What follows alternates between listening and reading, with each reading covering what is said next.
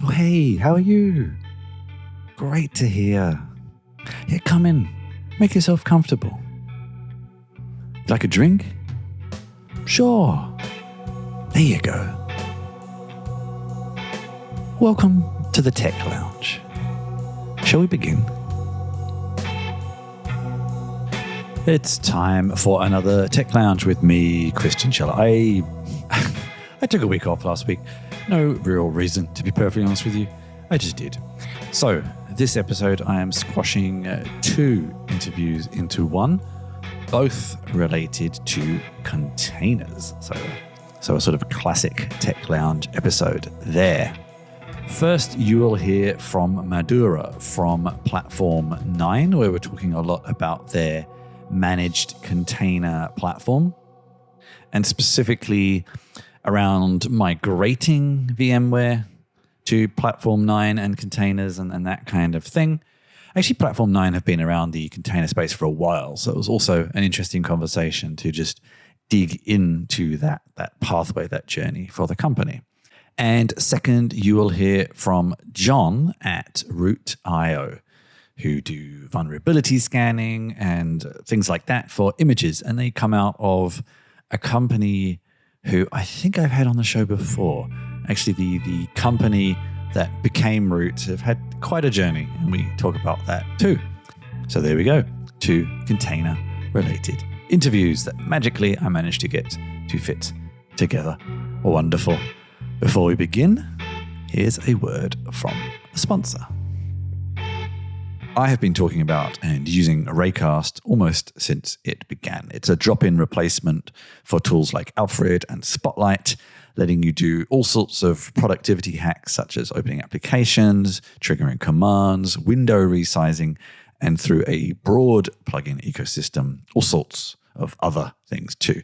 Some of my favorites are HomeKit devices, triggering shortcuts, and screen layouts, and also creating Trello cards because I happen to maintain that extension, actually.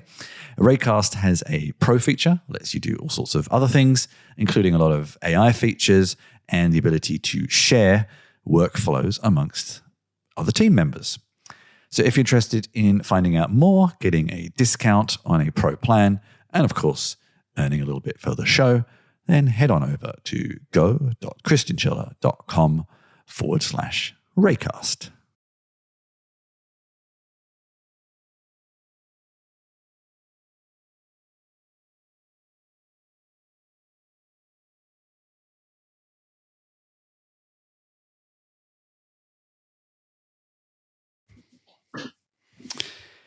Hey, Madhura, how are you doing? I'm doing great, Chris. How are you? Good. Now, Platform9, I feel like you have been around this space for a little while. I feel like I might even had some stickers or something for some time ago. So maybe let's have a quick little bit of company history first, because I feel like you've been around the Kubernetes, cloud native, etc. space for some time. So yeah, absolutely. Yeah, so we were founded in late 2013, early 2014, Chris. Okay. So we have been around for some time. Prior to that, myself and my co-founders, we spent across the three of us almost 3 decades at VMware. So lots of enterprise systems experience. But then when we started with Platform9, our goal was really to create a private cloud alternative, similar to what VMware has offered for its users for multiple years, but one that's built using best of breed open source technology, right? So we feel really passionately that open source is going to be leading the innovation for private and public clouds in the future.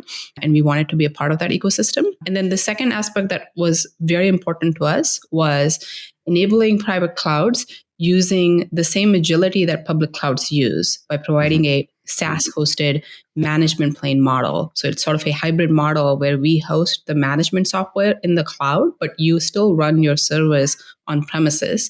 So it really provides a delightful experience where you don't have to worry about the management of the software itself that runs your cloud, but you still get the benefit of running your own hardware in your own data center. So that's really how the company started. And then over the time, we have built our private cloud platform using best of breed virtualization, open source technology, but also Kubernetes. And those two are key parts of our stack today.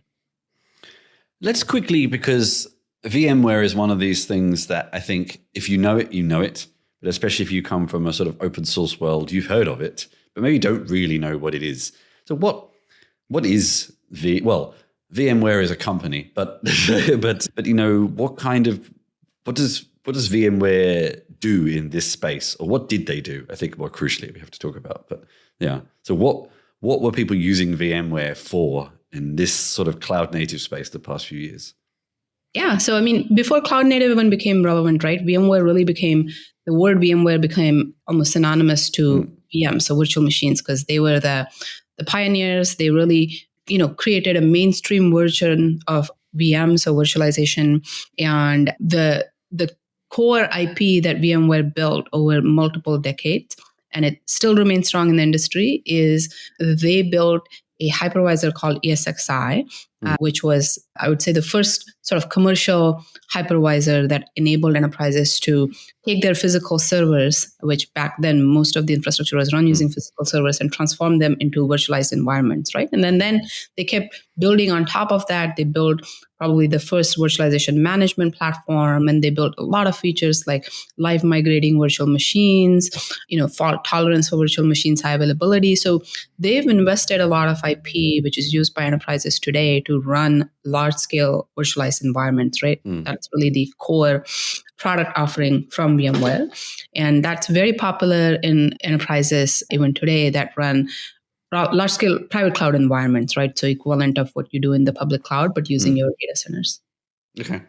So it's primarily for people who want to run their own data center, whatever that may mean, because it doesn't necessarily mean they have their own building or something like that. But it's not in the kind of big three hyperscalers, basically. That's exactly right. In a very brief summary, it's a bit abstracted, but yeah. Okay. And why, I guess, up until, people wanting to move away from VMware is something that people have mentioned a few times in the past year or so. Well, let's go back a little bit first.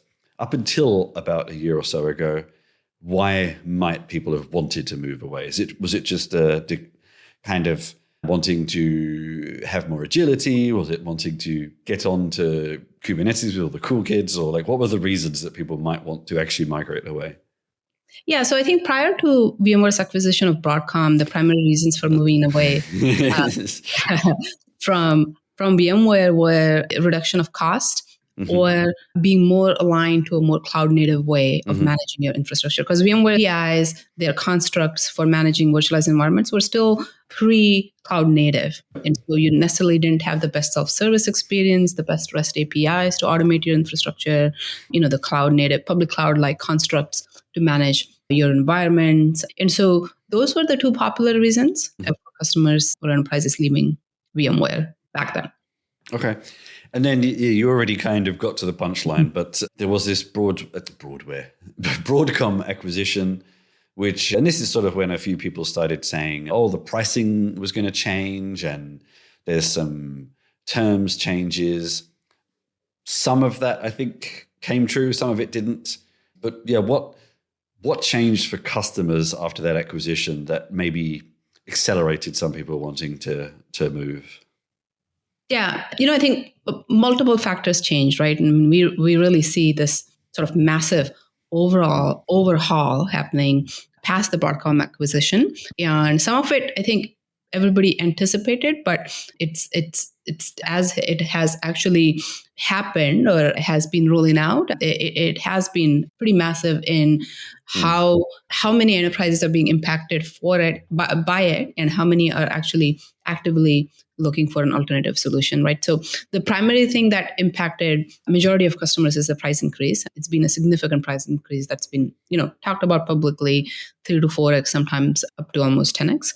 But also there's a trust factor, right? And there is definitely a portion of enterprises that may not trust that this won't be the only time that this is going to happen. There is the fear that there's going to be a pattern now for every renewal. There's going to be at least, 25, 30% or so. Okay, yeah.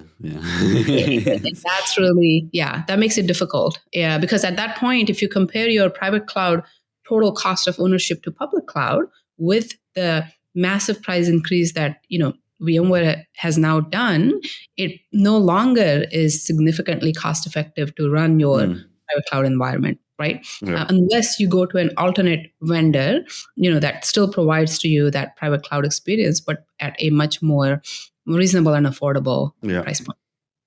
Was there any justification given for that price increase, or just why not?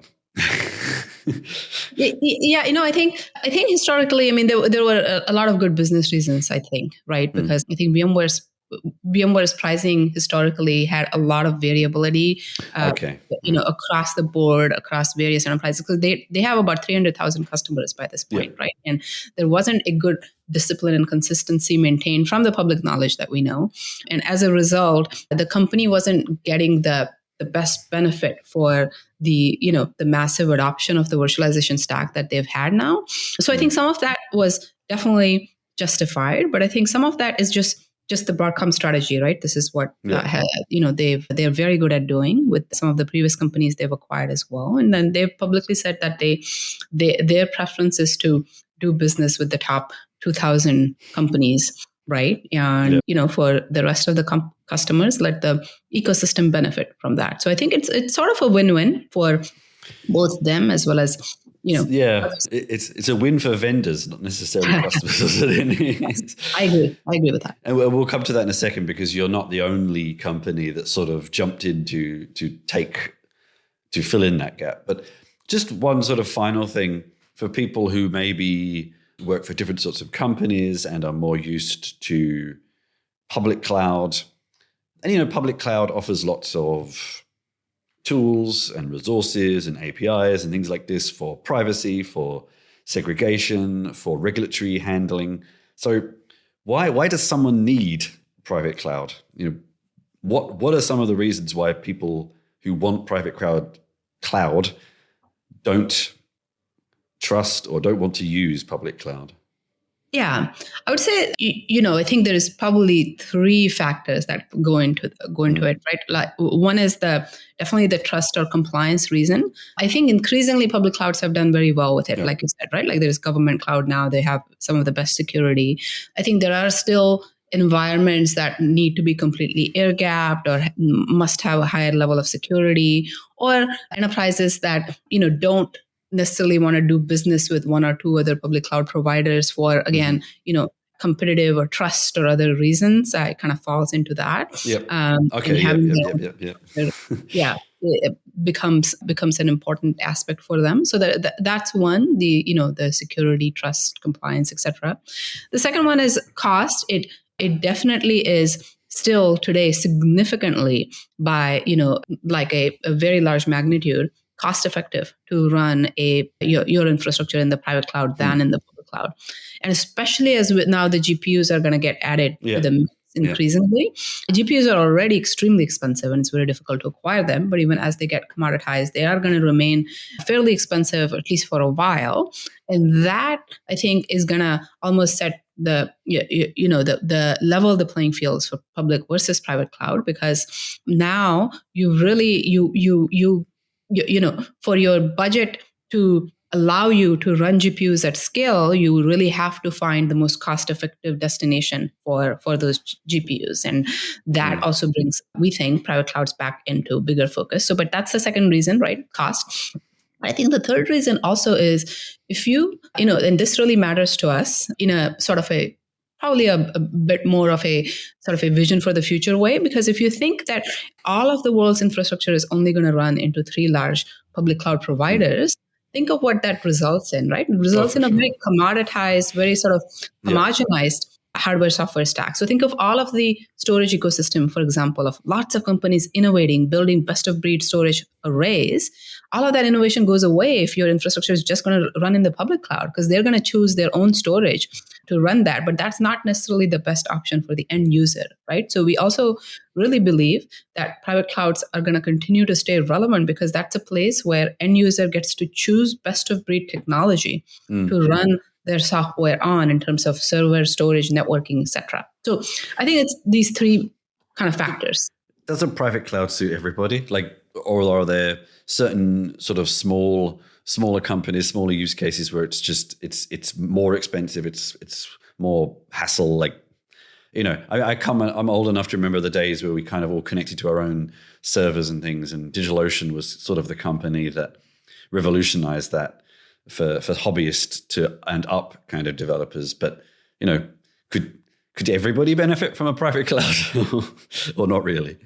Yeah, no, I mean, not really, right? I definitely think if you're starting out as a startup, when we started, even we were starting as a private cloud company, but even we ran some of our hosted infrastructure in the public cloud. That just made the most business sense for us, right? Only after we grew to a certain size, we brought private cloud for our own infrastructure, brought in private cloud. So it definitely makes sense for small to mid-sized companies that are looking to grow fast to not have to get into their own infrastructure management. But, I think the risky aspect is that you continue to grow and you continue to scale, and yet you don't revisit your infrastructure strategy. And that many times comes to bite organizations. Yeah. Okay.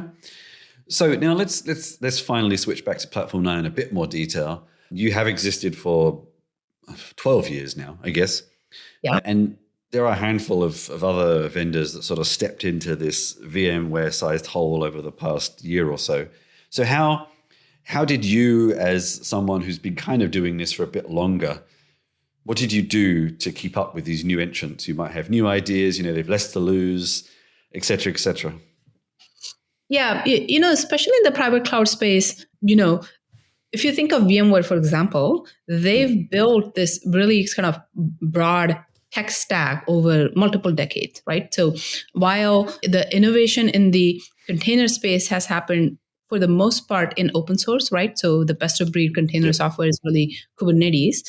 And that makes it easy for a new company to take Kubernetes and sort of start commercializing it. That's not quite true on the open source side. Right. Okay. And even for us, even as we've taken best of breed open source to build our private cloud platform, there is a significant amount of IP we've had to invest in it to really make it enterprise grade and make sure that it covers all the required features. And really that at this point benefits us, because when someone is looking for a private cloud alternative, when they're looking to switch from VMware, they really need the requirement, and we see that with many enterprises, is that it still must have like these 10 enterprise features from VMware Plus that they're very accustomed to using. Yeah. And we've kind of spent these past 10 years really building those out. We've spent these past 10 years making sure we integrate with every single storage networking stack that's out there, right? And so that kind of gives, a company like us an advantage.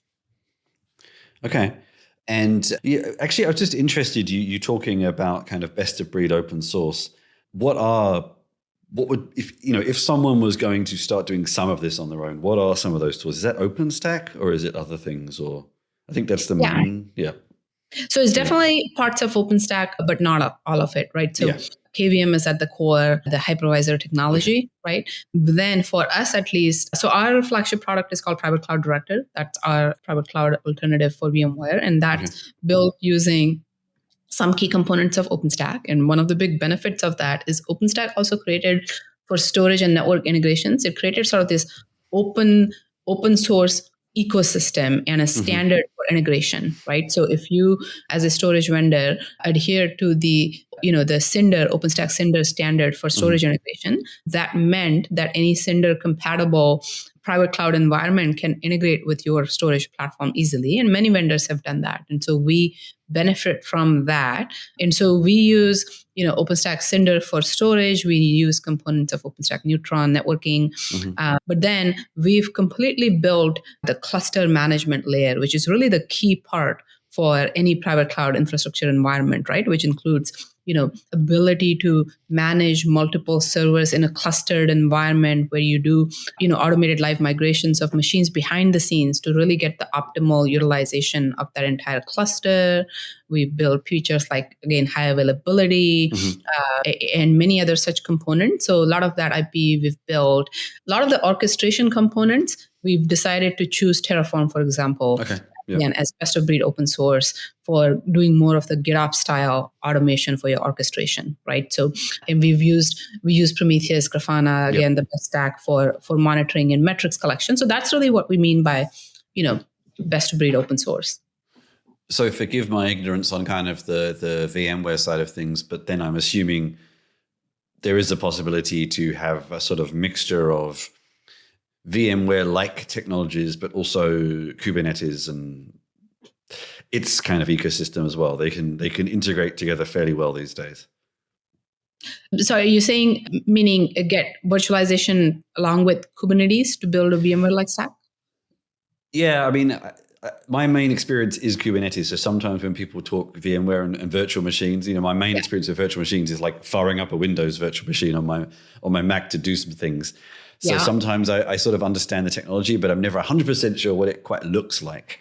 So I'm just kind of wondering, if I have an array of machines, you're talking about orchestration, can I orchestrate them with something like Kubernetes, or is it something more custom?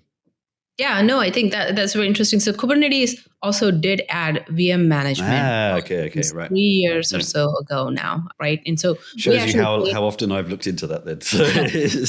Yeah, no, I mean, I think it's only a part you get exposed to if you're really interested in VM management. If you're looking to run containers, then that part doesn't become as relevant to you. But yeah, so Kubernetes ecosystem has invested in this component called KubeWord, and we actually ran KubeWord internally and really evaluated it as whether that should become our alternative technology behind the scenes for running virtual machines. We decided to not go that route because, I think primarily because what happens is for virtualization administrators that have been running large-scale virtual machine environments, a lot of the cloud-native constructs are still very foreign to them, right? Where they require a certain significant translation, which, especially if you're looking for an alternate private cloud platform, that sometimes becomes too big of a jump. You want to minimize your risk across all areas, right? And so being able to find a stack that provides more of a familiar experience to what you're used to with VMware helps minimize that risk to some extent. And so that was one reason why we did not go with KubeWord. The other one is that even the ecosystem is still limited in terms of all of the capabilities that you can still provide, for a virtualization stack. Okay. And sort of very recently, well, actually a month or so ago now, but let's say recently, you had a press release here migrating thousands of virtual machines to your cloud at 1/10 of the cost. So I'm assuming this is kind of your magic sauce. This is the bits you do. I mean, obviously that's a kind of generalized number. It depends is the classic answer to everything. Yeah. But what are some of what are some of the positive and negative things that surprised you on these migration paths? What things were easier than you thought? What things were harder than you thought for some clients? Yeah. No, I think, we Jailbreak, that's the project you were talking about. And we built that, and it's completely open source, by the way. And so anyone can use it to migrate from VMware to an OpenStack API compatible environment. Yeah. We, primarily test it with Private Cloud Director, which is our stack, but it is out there for anyone to use. And, that was one of our, back when we really started thinking about this space around the Broadcom migrations and how do we best help enterprises. Migration really, from our perspective, it was at the top of the set of problems that enterprises will want to solve. And if you look at what's available out there today, migrations are primarily done through large-scale professional services exercises, right? Where you hire an army of engineers that'll actually take your environment, one VM or few VMs at a time. And that's the reason why they become such an expensive exercise.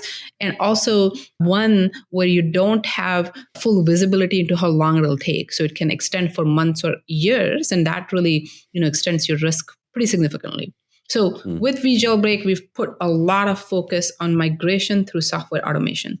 Yeah. And so it's something we're really excited about, where we can take a vSphere cluster today and literally one physical server at a time, we dehydrate that cluster, okay? We port over your storage and networking configuration over to Private Cloud Director because we understand it fully.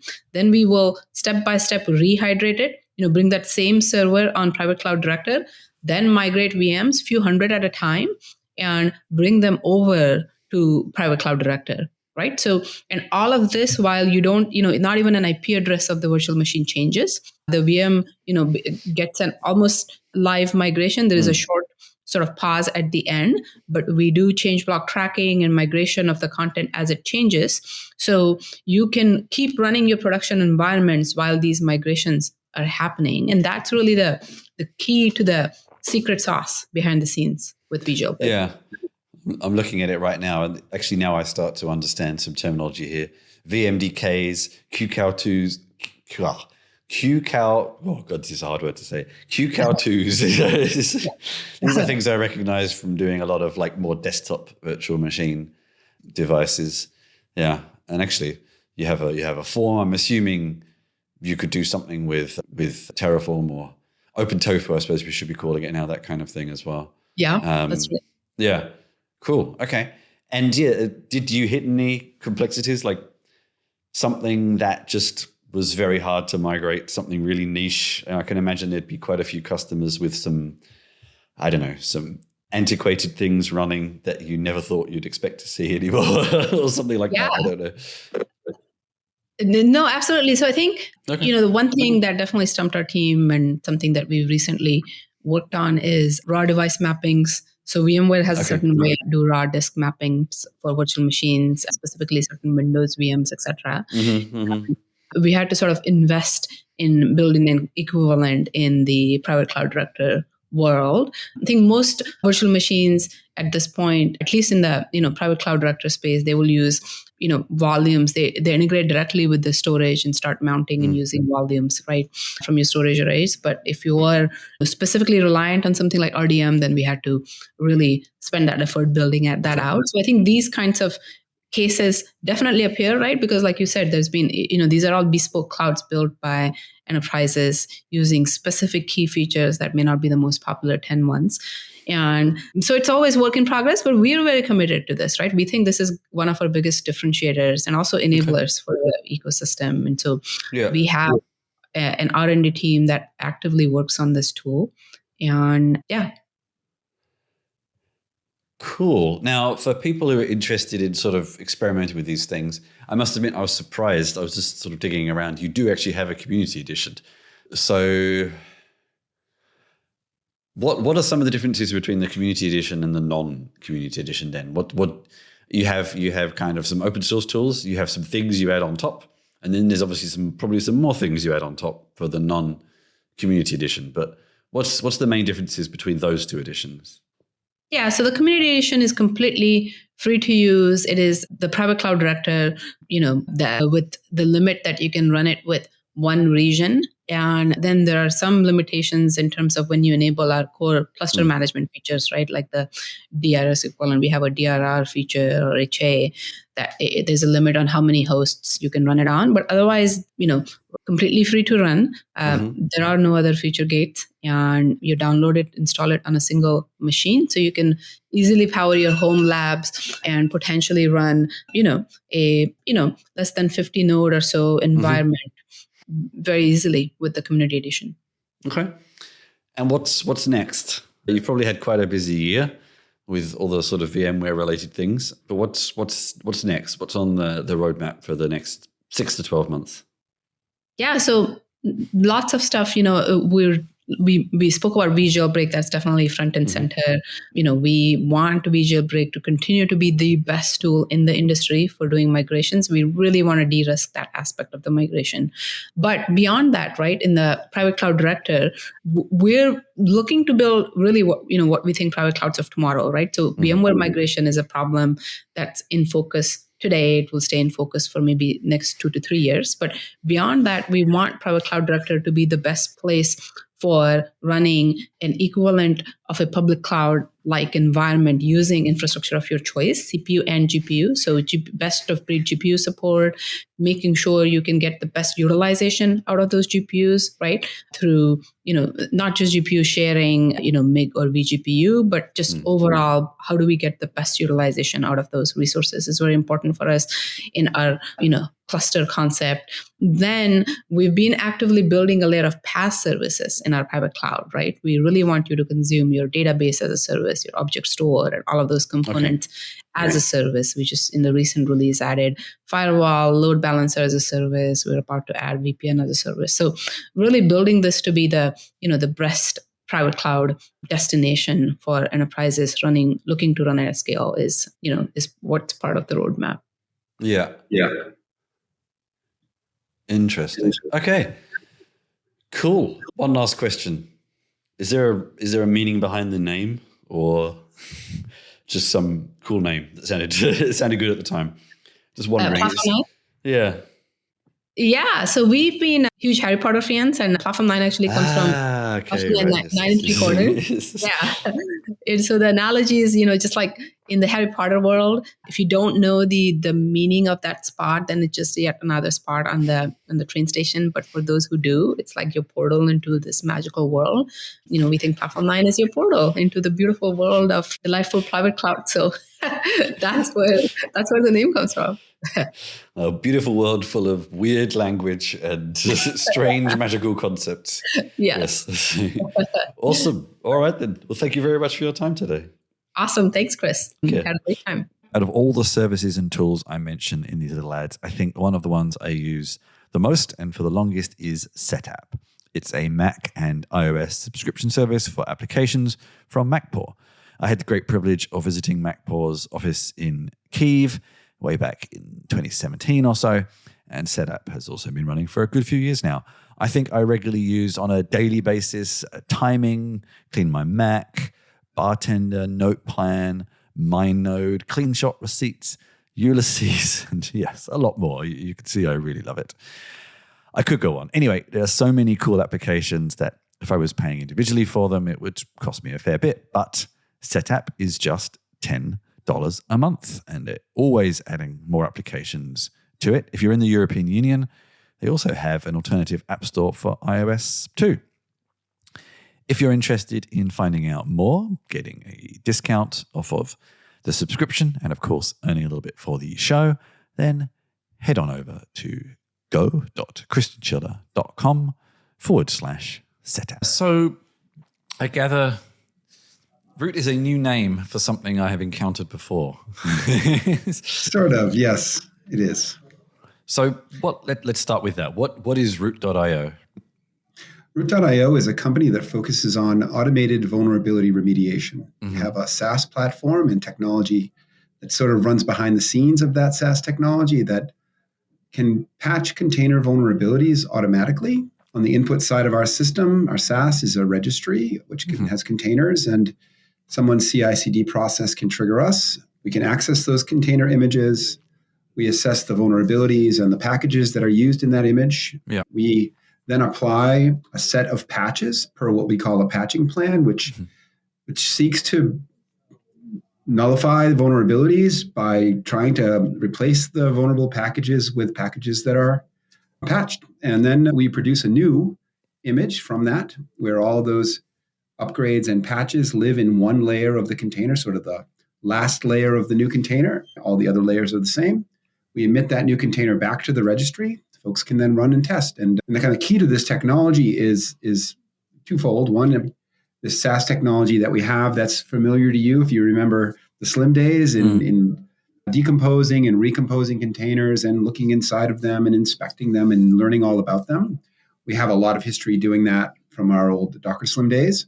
But the new mode, rather than removing packages like Docker Slim did to make vulnerabilities go away, instead, we replace the vulnerable packages with packages that have been fixed. Okay. Behind the scenes, I mentioned we have some technology, and that is some agentic AI capabilities we have and a very smart and capable research team that knows how to create patches. And they do so by finding patches in later versions of those same libraries and pulling them back and backporting them, and by other means. But in general, we have a lot of patches for libraries that are not patched otherwise. Got it. And we have those sitting on the shelf, and we use those to make our customers' containers remediated. I'd like to dig into that technology side a bit more in a moment, but I actually just wanted to go a little bit back to the history, because I feel like I met Slim last time at KubeCon in Amsterdam, which was not that long ago. That's right. What happened? Why the name change? The name change, we used to take the approach, as I mentioned earlier, by removing things from containers that weren't being used. That was the Slim idea behind Slim.ai. And since we've found a better way to remediate images. We decided that Slim name was great when we were a company that slimmed things, but we really wanted to kind of refresh the way we present ourselves, due to the fact that we've had a pretty significant redirection in how we solve the problem, and that's it. We just thought this name would be more fitting. And is it mostly the same team, or did you kind of refresh a lot of things? We have a number of people in that are still with us. Slim was a mostly remote company built during COVID. We've since decided to consolidate resources in a couple of development centers because people want to work back in the office, and we found that it's more productive for early stage companies to be together working in a room. So we're a hybrid company now, but we have several of the same people throughout that change, and I really, I think the way we're approaching things now and the current marketscape for remediation has really propelled us. So things are really exciting here. And I feel like even before Slim, was it Docker Shim or something? Like Docker Slim. Docker Slim. Slim was a sort of pulled from the name Docker Slim, exactly. Yeah. And we use a lot of that technology and know-how back then, especially the slimming part. We found that users were facing an important problem. And more this was less about, I'd say, minimizing container images and became more about vulnerability remediation and security. And that was something that evolved with us. And the market's evolved as well.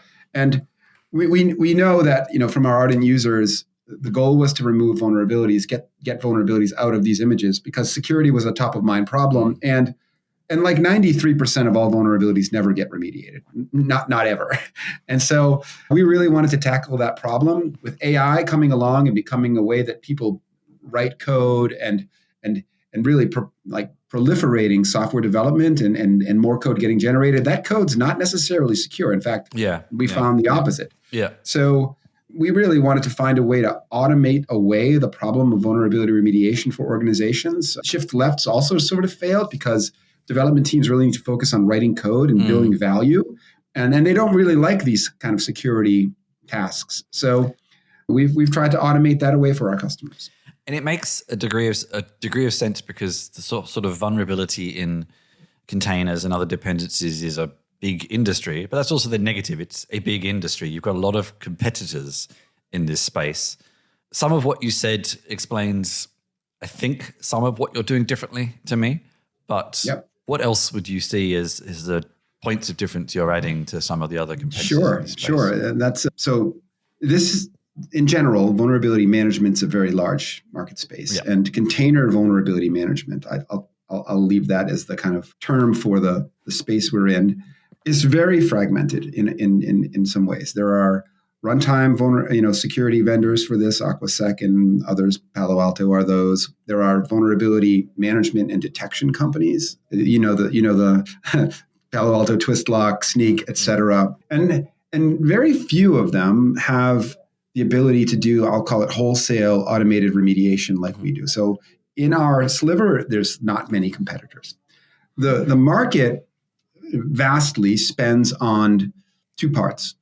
The lion's share of the dollars in vulnerability management for containers is spent on detection. And therein lies a problem, right? Like, we get long lists of vulnerabilities in our container images, and with runtime, we know where they're running, but automation has really, for removing those vulnerabilities, has really lagged. In our competitive space, you've got a few different approaches.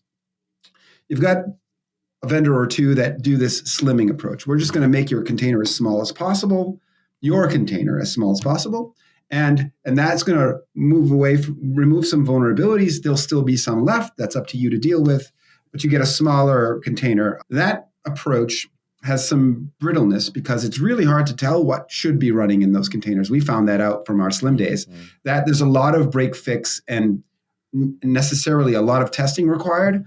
And then lots of organizations lack the DevOps maturity to really test their containers enough. So that's an approach with some challenges. The second approach is companies like ChainGuard. They tell you, we're just going to build these zero vuln images on our own operating system called Wolfie. And you should change all your base images to our image, and we're just going to own the problem and make it go away. That has challenges as well, because it's not easy to rebase something to what is ostensibly a proprietary version of Alpine. If I'm using Debian with Node, this stuff breaks. Yeah. It's slower. And I've got to ask my engineering teams to refab everything. Some companies can afford to do that and have done so successfully, but that's a big, heavy lift effort. I'll contrast Root's approach, the third approach, which is automated patching. Our job and our goal is to let you use your containers. So first of all, you don't have to change your base image. And we're not going to pull things out of your images. We're going to surgically patch the things that have vulnerabilities in them with the smallest amount of code possible in that change. I talked about our backported patches. This allows you to stay on the version of the software you're on if you want to, but have it be vulnerability free. We'll also can do selective upgrades for you if we believe there's a really low risk of it breaking your image. And we do that as well. So this patching plan has low risk to breakage. Your app will work the way it did. And these are the containers you know and love. If you're on Debian or you're on Ubuntu or you're on Red Hat and you've got a workflow and build chains and scripting and all that to deal with that ecosystem, you can stay with it. So you don't have to do any wholesale upgrades. The other thing is where the name says it, automated vulnerability remediation, where we do have detection capabilities, but the goal is to get you from whatever you have to zero, high, critical, and mediums. And that's what our tool drives. So we don't shift left because we just remove the work for you in your CI/CD phase, I'll call it. Sort of after you get an image that you want to push to production, in that phase, usually it's starting with your base images. We apply our automation. You can run us, several times a week or every time you want to build, and you'll always get the maximum vulnerability reduction with very low risk of breaking and no work for your developers. That's the key, and that's how we differentiate. Two more questions kind of around comparing to other products, and then I want to dig a little bit more into some of the patching you mentioned. Sure. So firstly, I just wondered, are you actually also maintaining your own vulnerability database, or are you pulling those from other common sources? We do to some degree. We don't. So we start with Trivy as a scanner inside of our system. We like Trivy because it has high recall, meaning it very low false positives, very low false negatives. It's known to be verbose. When you're in the patching mode like we are, knowing about a few more vulnerabilities isn't a problem because we'll patch them away. So that's cool. But we also have to keep a database that knows about our patches, right? Because the world doesn't always know about our patches. We have some nomenclature we use in the patch semantic versioning that identifies ours. We also provide vex statements for everything we do. So when we modify your image, we create a new SBOM for you. And we also create vex statements so that you can use that vex statement to inform other scanners, and starting to work with scanner vendors also to incorporate knowledge of our patches. But we keep our own database for that purpose. So it's the standard Trivy database, I think is very competent with some knowledge of the work that we've done to do this vulnerability remediation. Okay. And the one remaining one, you mentioned ChainGuard in there and their sort of custom images, but you also do have a small library of your own secured images too. But I can tell you about those. Yeah, just to wonder, is that just it's just another thing? It's not a fundamental They're free. part. It's just, So, as with any endeavor like this, we want to provide the ability for users who may be on vastly outdated images to start with something better. We give them away for free. We sell patching automation, remediation automation. We don't sell images, but you're free to use them if you'd like. And we've curated them such that they are what we believe are well-maintained images. We draw them from Docker Hub and other maintainers' areas. Sometimes those images from those areas have, I would say, they're more like developer-friendly images. They may have package managers and others. We strip that stuff out. If you want to start with that other image and have a developer-friendly image, you can always switch to our base and get an image that's been kind of hardened and curated for like a production-grade image. And then you can run that image confidently through our system and patch it. But that's not necessary. We can work with any image you have. We support Debian, Ubuntu, and Alpine images today.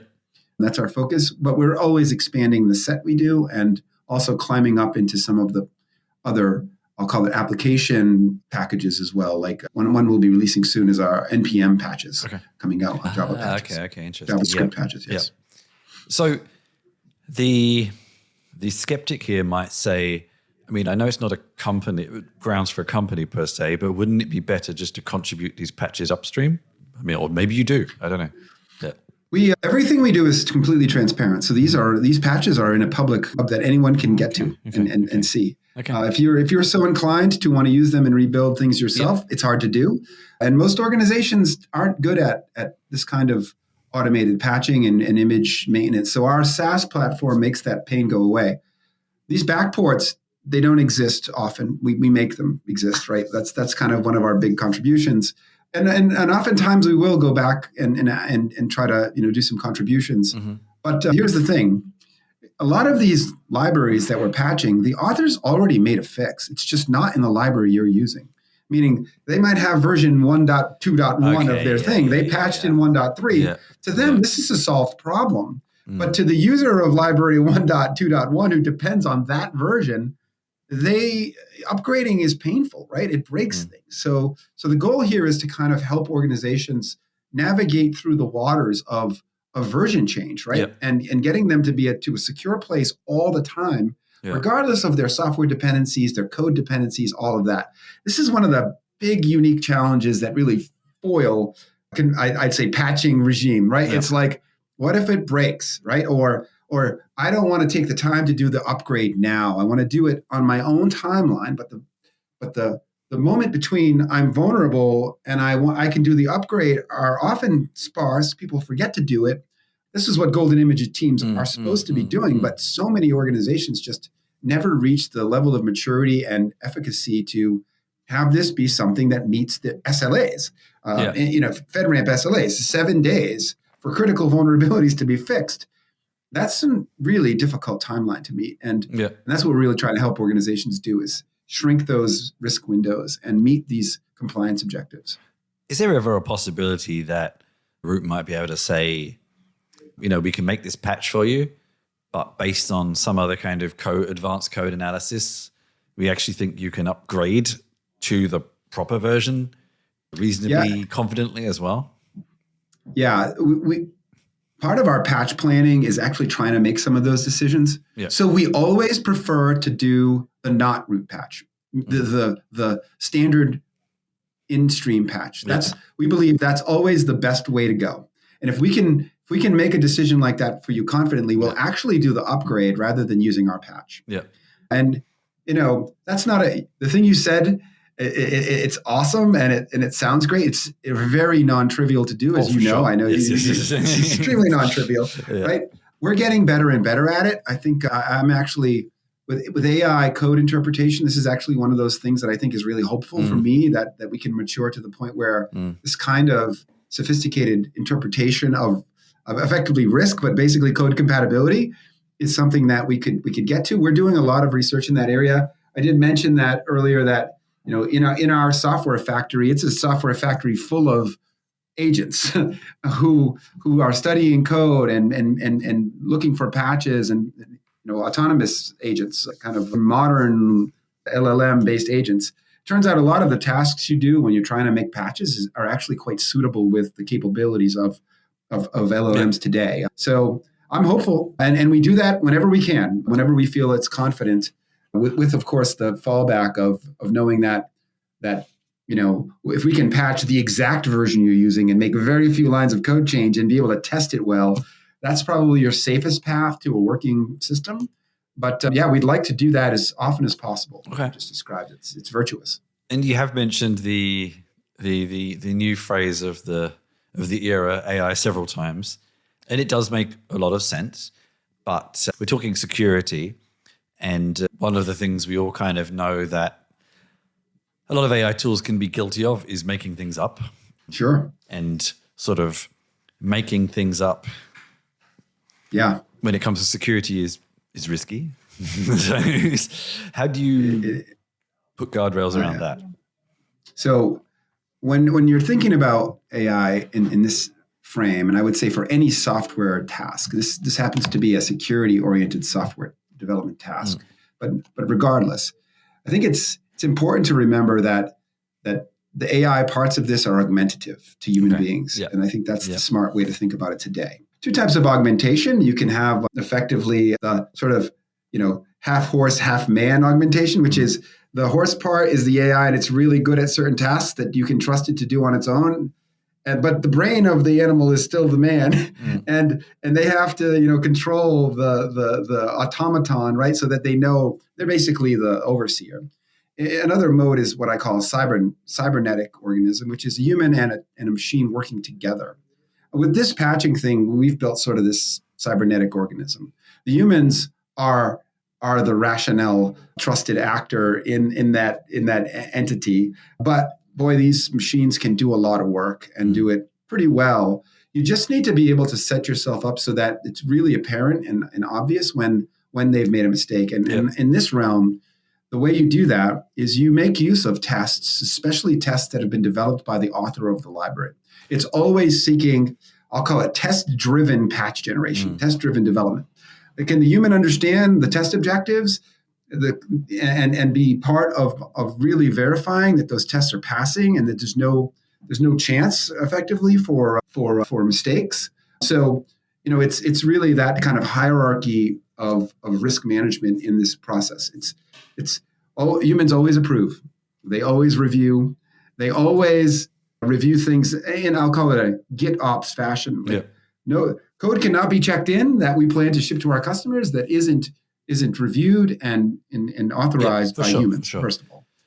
But when we can extract the tests from the upstream libraries, we do, and we run them. And we do that with integrity, which means like we want to run the build and test scripts to the letter of what the author of that package said is right. And so it's sort of that hierarchy of decision making and checks and balances that we do. And then in the end, it's always measured thrice, cut once on this sort of thing. Yeah. Okay. Maybe let's go back a little bit to how you got here. How old is Root now then? Root itself is it's almost exactly a year old. Okay. Since we rebranded and sort of doubled down on this patching based approach.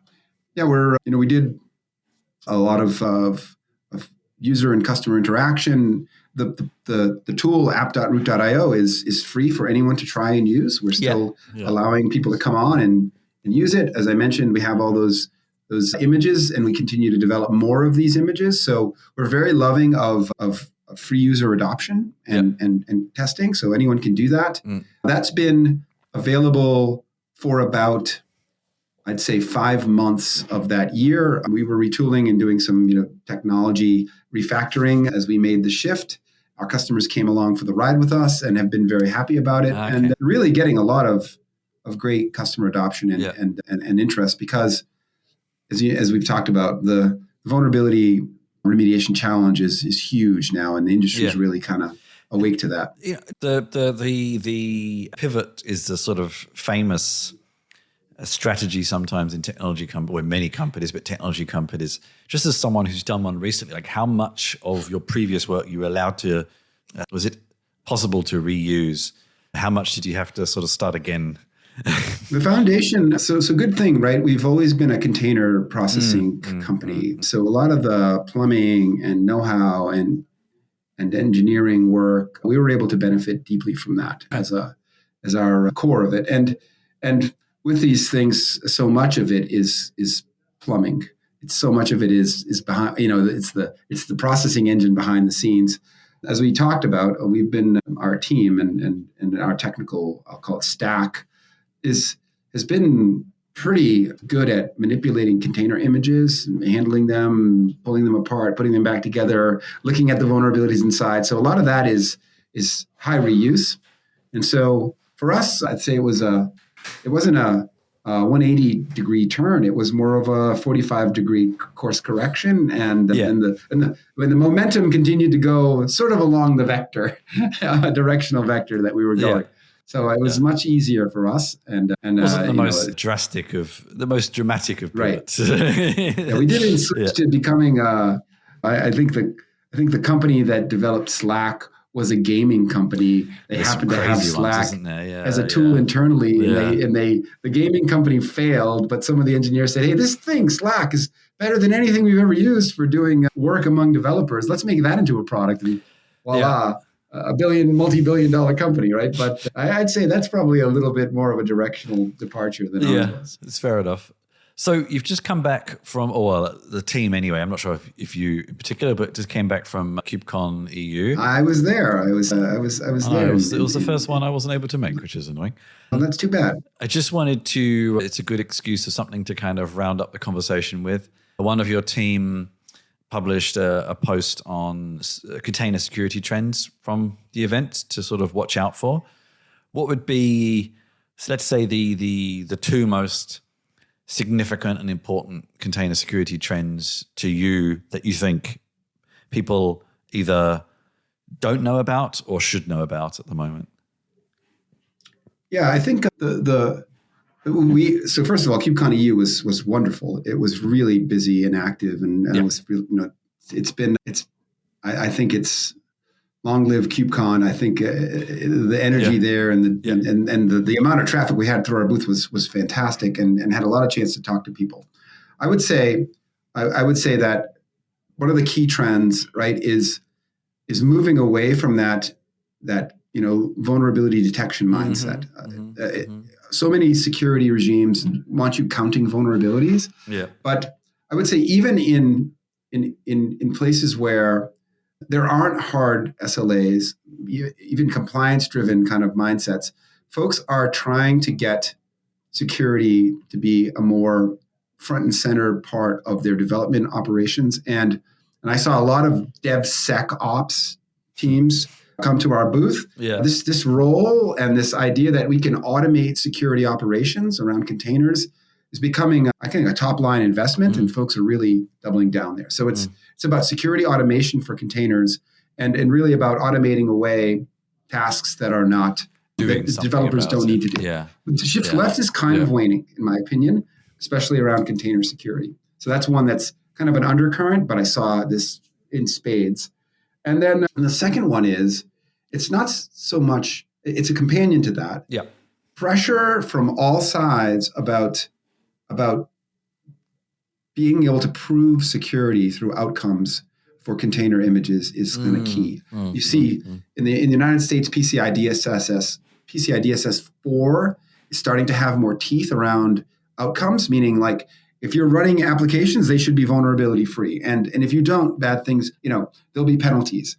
I've seen this happen across the board, and that really is starting to, for me, mean that I think the world at large is feeling a lot more risk coming to bear in the form of like ransomware and bad outcomes, and security is becoming mandated. This kind of mandate pressure is driving behavior, and I think that's driving some of this DevSecOps behavior. Yeah, I think that's something that I know more from a European context, and regulation in the US is sort of a bit all over the place right now, but it's something that everyone is talking about.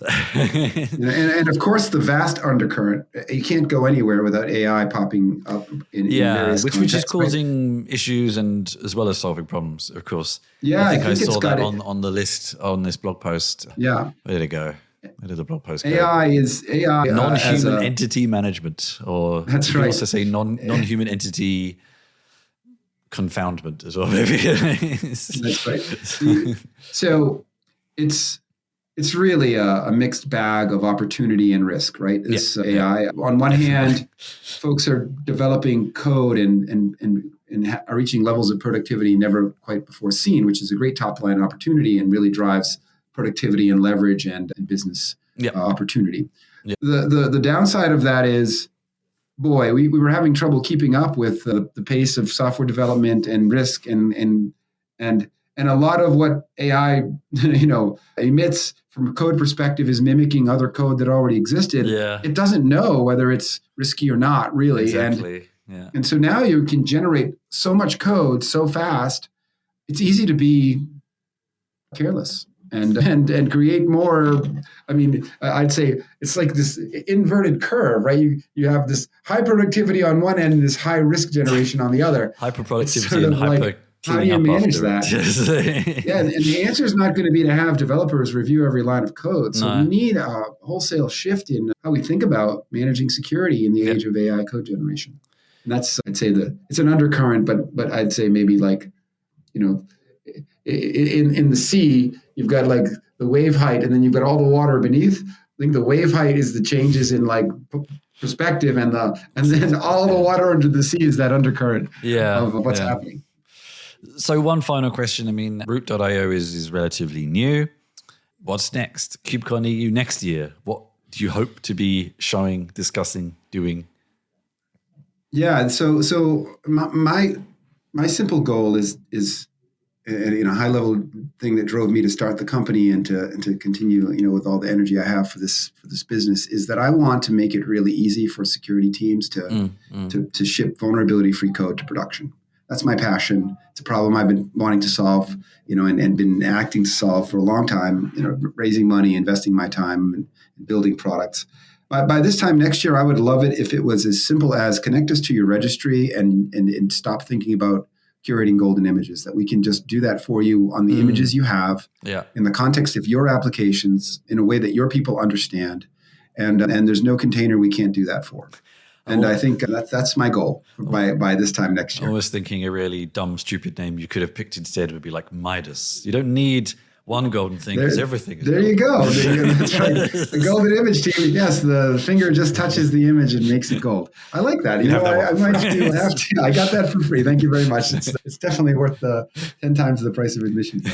Very cool and always fun talking. Hopefully that makes sense. Yep. Awesome. And people can obviously try some things for free if they're interested in giving things a go. So and anybody can always find me on LinkedIn, and I'll always be willing to help people get through this journey. Awesome. Thank you very much for your time, John. Thanks, Chris. So that was it. That was our guest today. Thank you very much for joining me in the Tech Lounge. I have been Christian Scheller. If you want to know more about Tech Lounge, head on over to christianscheller.com, or please tell your friends about us. It's quiet and cozy in here, but the more listeners, the merrier. You can find more at christianscheller.com/podcast, or in the show notes or episode notes, wherever you found this podcast. Thank you very much for joining me, and you're most welcome next time.